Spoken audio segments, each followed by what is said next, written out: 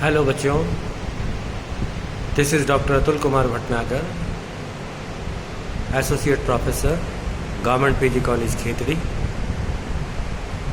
As you everybody know that we are discussing about training, and today we are going to discuss various methods of training. प्रशिक्षण की विधियाँ, किस तरह से प्रशिक्षण दिया जाना चाहिए. There are basically two types of training methods. First of all, you can say job oriented training method and off the job training method. अर्थात कार्योन्मुखी प्रशिक्षण विधियाँ और कार्येतर प्रशिक्षण विधियाँ of the job training method. These two important methods are used in our management, जिसके ज़रिए हम अपने कर्मचारियों को प्रशिक्षण देने का काम करते हैं. आज हम सबसे पहले प्रशिक्षण की जो विधि है ऑन द जॉब या जॉब ओरिएंटेड ट्रेनिंग मेथड के अंदर पहली जो विधि है उस विधि को हम कहते हैं कार्य पर प्रशिक्षण on the job training method.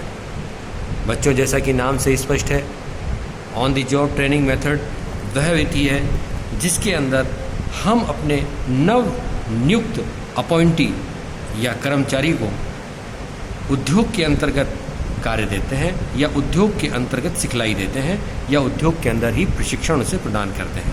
इसे हम TWI के नाम से भी जानते हैं, ट्रेनिंग विद इन इंडस्ट्री.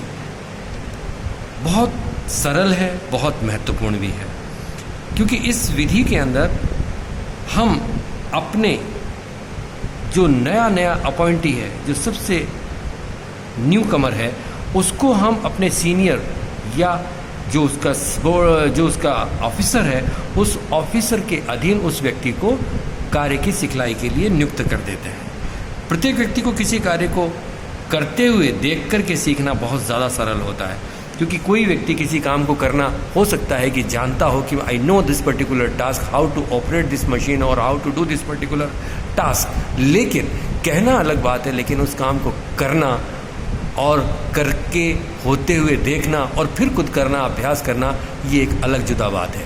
इसलिए हमारे स्प्रिगल तथा जेम्सन ने भी इस बात को स्पष्ट रूप से कहा है कि यह सर्वाधिक प्रयुक्त की जाने वाली प्रशिक्षण की विधि है, जिसमें हम अपने कर्मचारियों को ऑन द जॉब ट्रेनिंग करते हैं. कार्य जहाँ चल रहा है उस कार्य पर उसको बुलाया जाता है. वे अधिकारी जो उसके सीनियर्स हैं, उन सीनियर्स के अधीन उन व्यक्तियों को जो काम सिखलाई के लिए नवनियुक्त व्यक्ति हैं को सौंपा जाता है.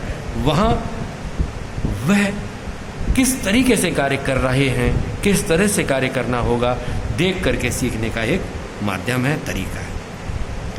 प्रशिक्षण की इस विधि में जो आने वाला हमारा नया कर्मचारी है, नया अपॉइंटी है, उसका जो सबसे नज़दीकी निकटस्थ अधिकारी है, उसके पास हम उसको छोड़ देते हैं कि आप इस व्यक्ति विशेष के साथ काम देखें, सीखें, समझें, और उसके जो कार्य के संबंध में आवश्यक जो जानकारियां हैं उस व्यक्ति से वो व्यक्ति ग्रहण करता है और वो उसे कार्य की सिखलाई देता है. नए कर्मचारी क्या करते हैं, जो उसका सुपीरियर है, इमीडिएट सुपीरियर बॉस है, निकटस्थ अधिकारी है, उसकी देख रेख में कुछ दिनों तक कार्य करता है, सीखता है, समझता है, और जब अधिकारी को ये विश्वास हो जाता है कि हाँ, now he is perfect in this particular task, तब वो अपनी रिपोर्ट जो है अपने उच्चस्थ अधिकारियों को दे करके उस व्यक्ति को एक पर्टिकुलर जिस कार्य के लिए उसको अपॉइंट किया गया है की नियुक्ति प्रदान करने और कार्य पर उसको पहुंचाने की व्यवस्था करता है.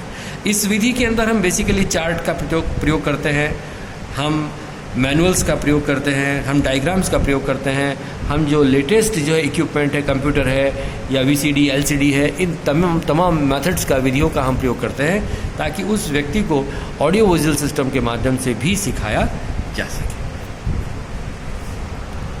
इसके लाभ और दोषों की चर्चा हम थोड़ा अगले सेशन में करेंगे. Thank you friends, thank you बच्चों.